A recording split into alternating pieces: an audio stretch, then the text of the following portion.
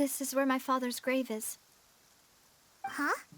There's someone there already. Wait. That figure. It can't be... Hmm? Isn't that Neuvillette? Why would the Chief Justice be here? Huh? Navia?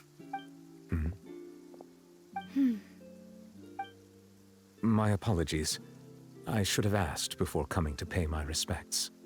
Don't say that. Sorry about that. Oh, I was trying to say there's no need for you to apologize. I wanted to show my father how much I've grown, but still, I doubt I've grown to the point that even the Chief Justice would feel compelled to apologize to me over and over. In that case, I will stop apologizing for now. You really could use some pointers on understanding human emotions, Monsieur Neuvillette. In any case, why did you come to Poisson? Well, ever since that day, I've been turning a question over and over in my head. Just what is justice anyway? There was once a time when I didn't want to believe that there could be anything more important to humans than life itself.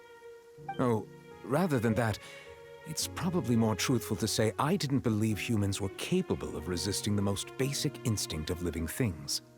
That they could rebel against their own nature, or consider certain things to be more important than their own lives.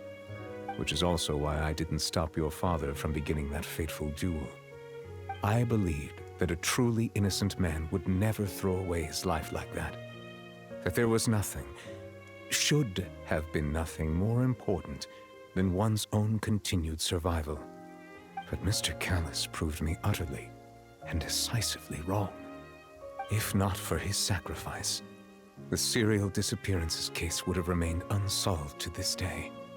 Mr. Callis made the choice he did for his daughter, for his associates, and for many people completely unrelated to him. And in the end, from a certain perspective, one could say that he did it all for the sake of justice. A justice that's higher than life itself. So, you asked me why I came here. I just wanted to say my apologies to Mr. Callis in person. I should have noticed all of this much sooner. This regret has filled me with a sadness that has haunted me for days. That high and mighty chair in the Opera Epiclese indeed insulates one from many important things. Spina di Rosula, thank you so much for your hard work and perseverance. I'm sorry for being mad at you before. So, you're actually one of those types that's cold on the outside, but pretty thoughtful on the inside, huh? That reminds me of Silver, one of my guys.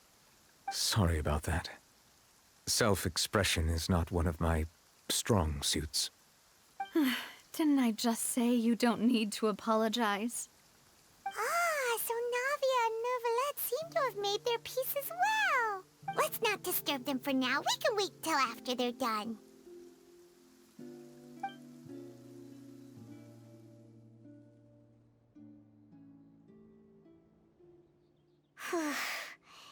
Paimon's never paid respects at someone's grave before.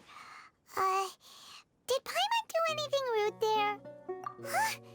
Oh, Paimon didn't know that was a thing. But Paimon doesn't know what she would do if she can't fly. Oh no. Paimon hopes Miss Navia won't be too mad. Anyway, Neuvillette is still standing around there. It's not often that we can catch him alone like this, so why don't we go talk to him for a bit? If we can't talk to Lady Farina, we can at least talk to him, right?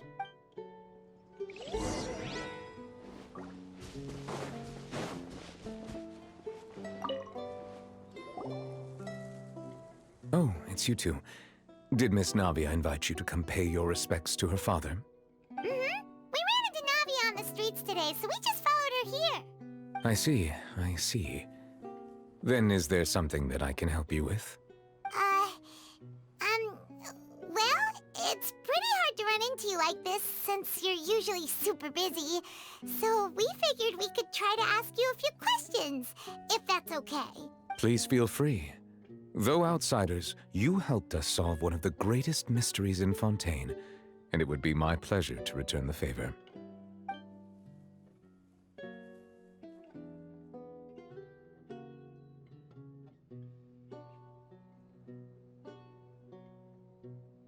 My apologies. My investigation has still not reached its conclusion. However, I still believe the judgment of the Oratrice was not rendered arbitrarily. But you also said you thought he was innocent. For many years, I have been quite aware that the Oratrice does not simply mechanically repeat the verdict that I give on each case. As a divinely created mechanism, the people's unified faith in the concept of justice is integrated into it. Not only can it produce the incredible power of indemnitium, but it likely also possesses other traits, such as self-awareness. Which is all to say, I have been prepared for a situation like this for a long time. Huh. So when Lenny told us that he heard a human voice from the room where the Oratrice's core is stored... I was not aware such a thing had occurred. Perhaps that could serve to prove my conjecture. I will add that to the list of items to investigate. In any case, I am inclined to believe that the Oratrice does have a methodology all its own. We just do not have enough information. Based on Furina's reaction, I doubt even she had any idea what was going on. She managed to bluff her way through it, though, with her time-tested twin tricks of bravado and drama.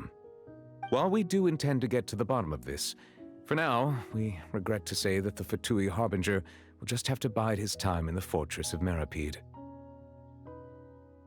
If we did incorrectly convict him of crimes he did not commit, we will most certainly compensate him to the fullest extent allowed by the law.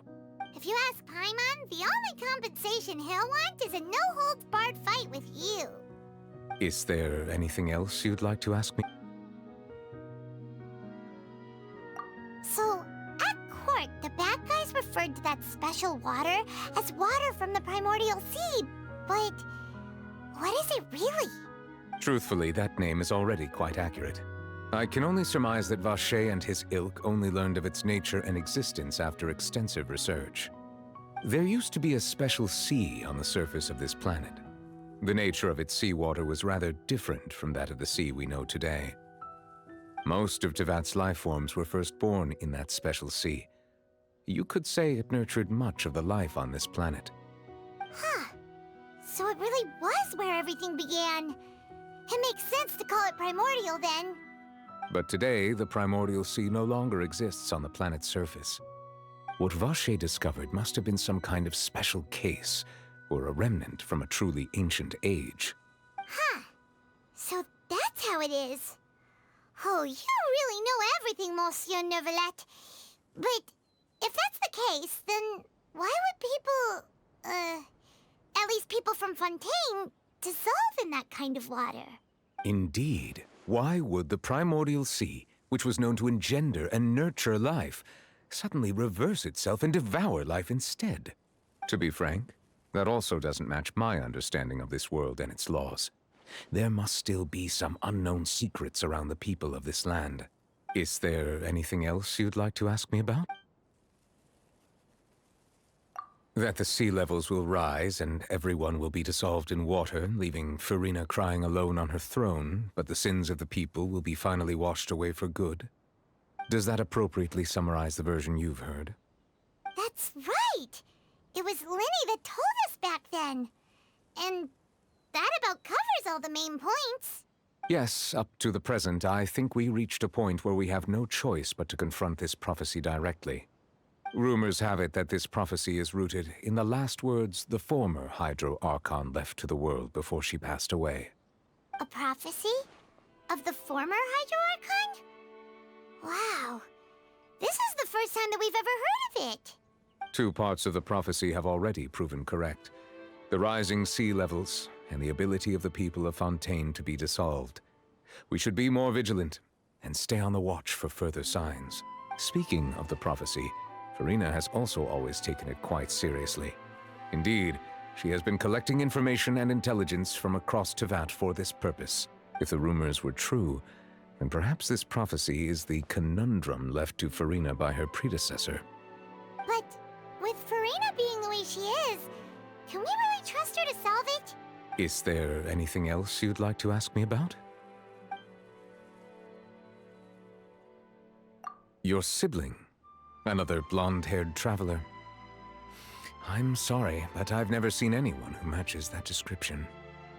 If she ever stepped foot in Fontaine, I'm sure she followed our laws to the letter and had no reason to appear on the stage of the opera Epiclese. Is there anything else you'd like to ask me about? Very well. It was my honor to provide you with what answers I could. I very much enjoyed conversing with you. It will soon be time for me to leave this blissful tranquility behind and return to Palais Memonia. You really are super busy, Monsieur Neuvillette. Paimon thought you only came here to pay your respects today because you had the day off. Crime and villainy do not have the day off, and so justice must work around the clock as well. This is merely the nature of a justice's work. All right, you've got a point. Huh?